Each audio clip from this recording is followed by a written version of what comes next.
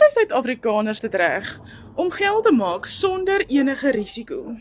Dis eintlik heel eenvoudig. Ek het nog altyd gedink, om geld te maak, daar gaan baie risiko's in en daar gaan baie geld ook in. Maar as jy jou eie dan vir jou besigheid aanskaf, het jy een keer opstelkostes en daarna maak jy profijt. Jou tweede kliënt sit jou reeds in profijt. Jy het nie enige maandelikse uitgawes nie, jy het nie werkers wat jy moet betaal nie.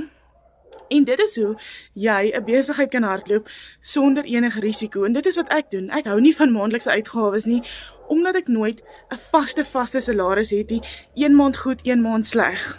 Ek wil jou graag uitnooi. Kan ek jou leer hoe om geld aanlyn te maak sonder enige risiko? Skryf net vir my, geen risiko, ek help jou graag. Soos julle kan hoor, die vuilgoed lorry kom lei die vuilgoed in ons straat en my hond gaan groet hulle.